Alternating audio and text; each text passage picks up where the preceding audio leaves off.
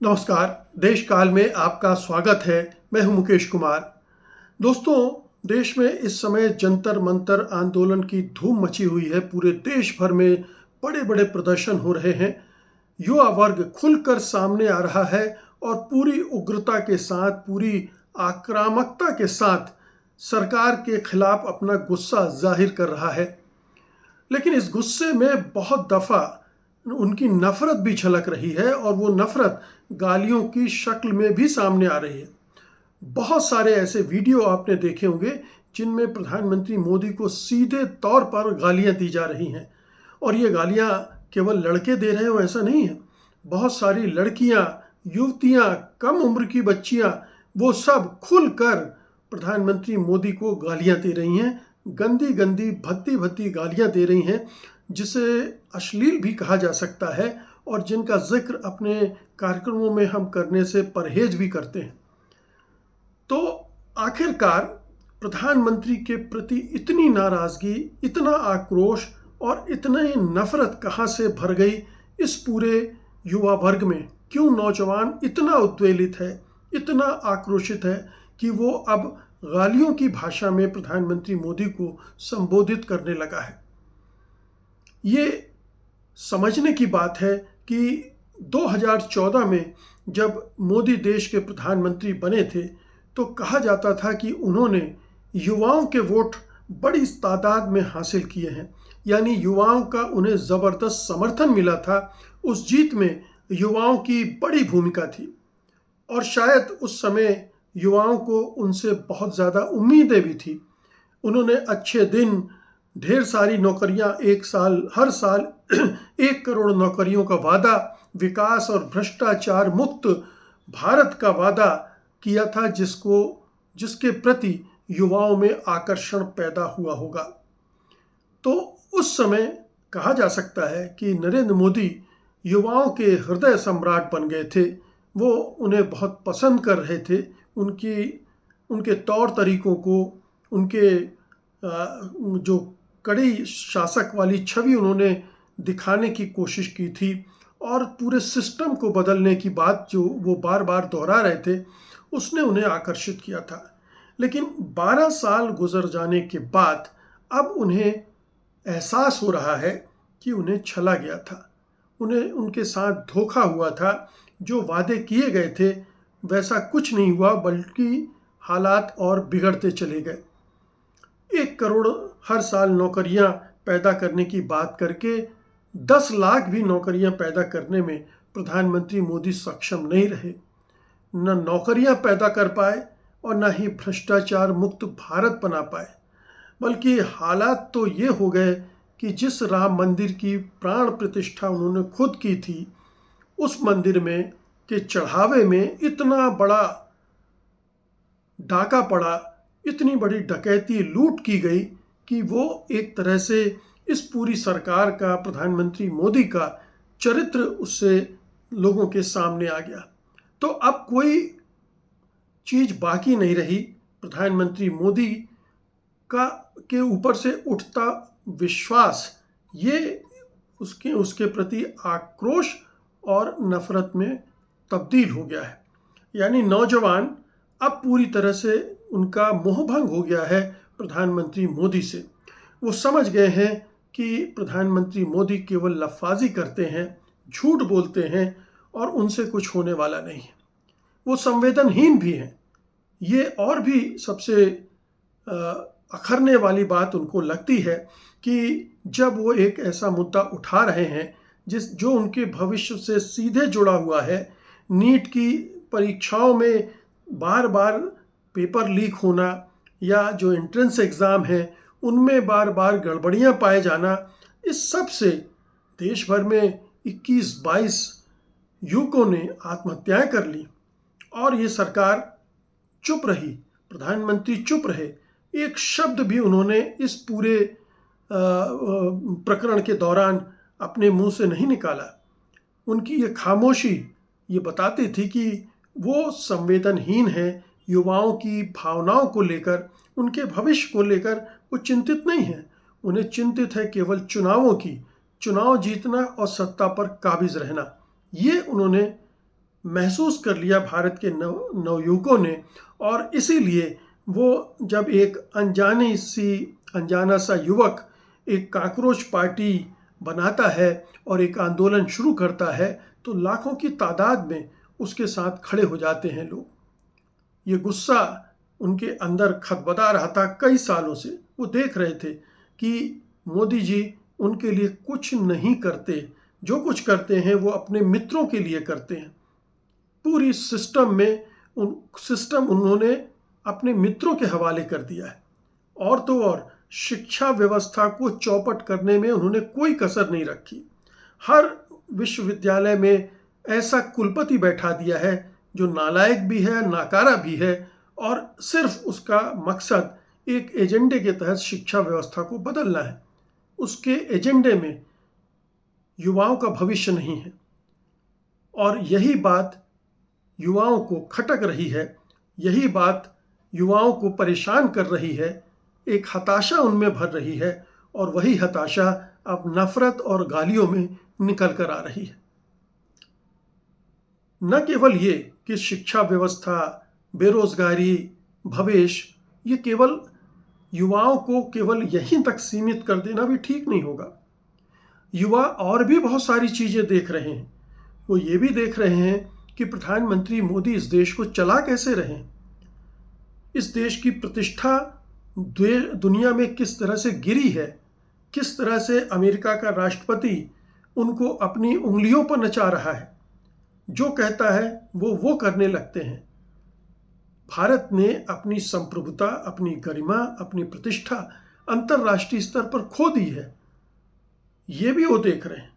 प्रधानमंत्री के जो चाल ढाल हैं वो भी देख रहे हैं कि भारत में इतनी सारी परेशानियां हैं, इतने दुख हैं, लोग आंदोलनरत हैं, और वो इटली की प्रधानमंत्री मेलोनी के लिए मेलोडी चॉकलेट गिफ्ट करके सेल्फी लेते हैं, रील बनाते हैं और मुदित होते रहते हैं। वो ये भी देख रहे हैं कि उनका प्रधानमंत्री एक प्रेस कॉन्फ्रेंस तक संबोधित करने की क्षमता नहीं रखता है, पत्रकारों के सवालों के जवाब नहीं दे सकता है, उसकी डिग्री भी फर्जी है, ये भी उन्हें पता चल गया है। ना वो पढ़े लिखे हैं, ना वो अंग्रेजी बोल सकते हैं, ना समझ सकते हैं, और अंतर्राष्ट्रीय मंच पर भारत की प्रतिष्ठा, भारत की जो सॉफ्ट पावर है उसको तहस नहस कर दे रहे हैं। तो भारत 12 साल पहले कहाँ खड़ा था और आज कहाँ खड़ा है, अब वो इसकी तुलना कर सकते हैं, देख सकते हैं कि ठीक है, मनमोहन सिंह की सरकार के समय कई घोटाले सामने आए और आज उन घोटालों में से एक भी सही नहीं निकला, ये भी उनके पास तथ्य है। तो जो मीडिया का चरित्र है, और वो ये भी देख रहे हैं कि मोदी जी ने मीडिया का चरित्र किस तरह से खराब कर दिया है। वो उनकी समस्याओं को, उनके आंदोलन को बदनाम करने में लगा हुआ है। कभी पाकिस्तानी, कभी चीनी, कभी बांग्लादेशी, तमाम तरह के इल्ज़ाम लगा रहा है बदनाम करने के लिए। उन्होंने ये भी देखा कि जब भी कोई आंदोलन होता है, चाहे वो किसानों का आंदोलन हो, चाहे सीएए का आंदोलन हो, या यूपी, बिहार और दूसरी जगहों पर बेरोजगार युवकों ने आंदोलन किए, उनके साथ कितनी निर्ममता से पेश आती हैं बीजेपी की राज्य सरकारें भी। तो हर स्तर पर युवाओं ने उन्हें कसौटी पर कसा है इन 12 सालों में, और वो देख रहे हैं कि पूरे देश को प्रधानमंत्री मोदी ने हिंदू मुसलमान की राजनीति पर लाकर खड़ा कर दिया है, और उन्हें इससे कोई मतलब नहीं है कि भारत के युवाओं का भविष्य क्या होगा। ध्यान रखिए कि जो बेरोजगारी है वो बड़ी तेजी से बढ़ी है। 15 से 29 साल के युवाओं में बेरोजगारी दर 2026 की शुरुआत में लगभग 15% रही, और स्नातकों में जो ग्रेजुएट हो चुके हैं ये दर 15 से 25 साल के ग्रेजुएट्स में लगभग 40% पहुंच गई है। कई पढ़े लिखे युवा डिलीवरी जॉब या अंडर एम्प्लॉयमेंट में फंसे हुए हैं। शाइनिंग इंडिया का नैरेटिव युवाओं की ऊंची उम्मीदों को ध्वस्त किए दे रहा है। और तो और जिस तरह की पॉलिसीज वो अपनाते रहे हैं, अब उनको इनमें से बहुत सारे महत्वाकांक्षी युवा हैं। वो चाहते हैं कि विभिन्न दुनिया के विश्वविद्यालयों में जाकर ज्ञान हासिल करें, लेकिन पूरा माहौल ही इस तरह का बन गया है। विदेशों में भी एक तरह से एंटी इंडिया माहौल बनता जा रहा है। अमेरिका के राष्ट्रपति डोनाल्ड ट्रंप जो कर रहे हैं उसका वो विरोध नहीं कर पा रहे हैं।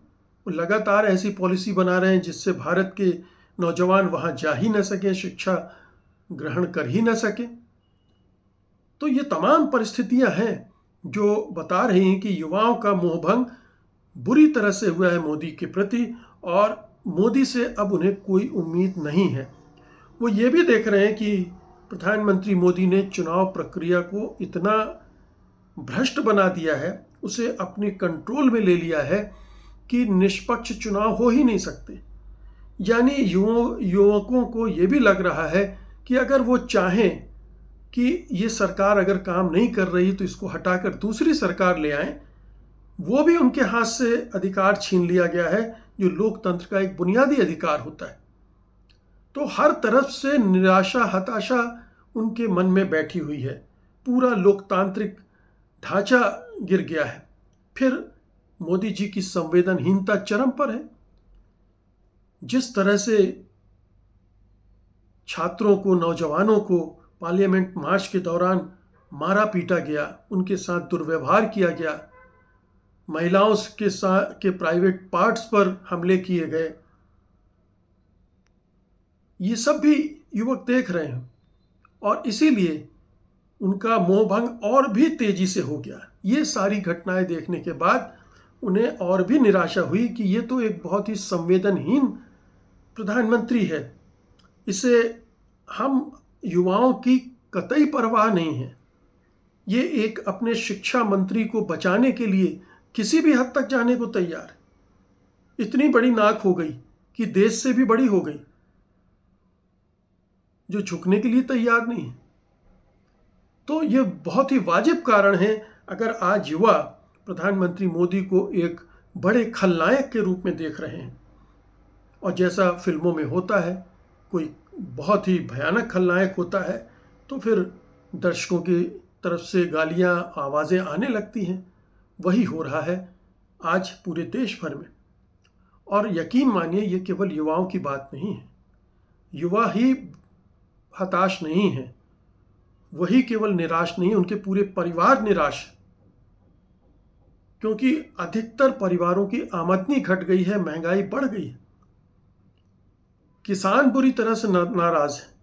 वो भी इसी भाषा में प्रधानमंत्री मोदी को संबोधित करना चाहते हैं, लेकिन जो सार्वजनिक मर्यादा होती है, लोकलाज होती है, उसकी वजह से वो चुप रह जाते हैं। मजदूर बुरी तरह से नाराज है। किसान, मजदूर, कारोबारी, छोटे व्यापारी, ये सब नाराज हैं, क्योंकि उन्हें जो सब्ज बाग दिखाए थे 2014 में प्रधानमंत्री मोदी ने, वो सब्ज बाग एक नखलिस्तान में बदल के रह गए। वहाँ एक बड़ा सा रेगिस्तान दिख रहा है जहाँ कुछ भी नहीं उग रहा है। बंजर बना दिया इस पूरे देश को प्रधानमंत्री मोदी ने।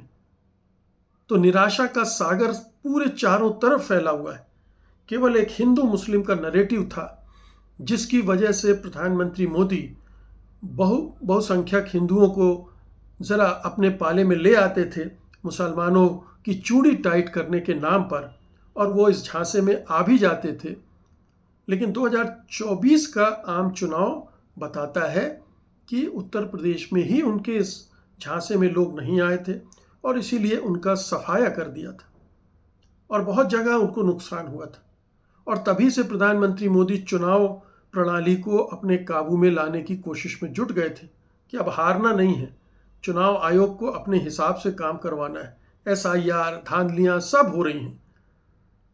तो ये निराशा चौतरफा है, और निराशा केवल युवकों में नहीं है, पूरे समाज में घर कर गई। और ये निराशा जब विस्फोट के रूप में सामने आती है तो वही होता है जो आज हम युवाओं को करते हुए देख रहे हैं। वो जूझ रहे हैं पुलिस वालों से, लड़ रहे हैं, बैरिकेड तोड़ रहे हैं, लाठियां खा रहे हैं, बोल रहे हैं और मारो और मारो। और पुलिस वाले क्या कर रहे हैं? पुलिस वाले अपनी लाठियों में कीलें डालकर, कीलें ठोक कर मार रहे हैं, शॉक बैटन से मार रहे हैं, उन पर पैलेट गन चला रहे हैं। और बिहार में तो बाकायदा 30 राउंड गोलियां दाग दी गई पुलिस की तरफ से। वहां तो और भी दमनकारी रूप हमें दिखा बीजेपी सरकार के मातहत।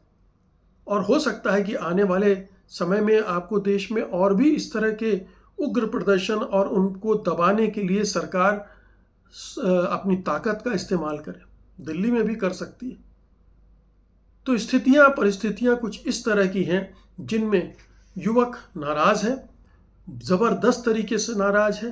प्रधानमंत्री मोदी और उनकी सरकार के प्रति उसकी घृणा अब चरम पर पहुंच रही है।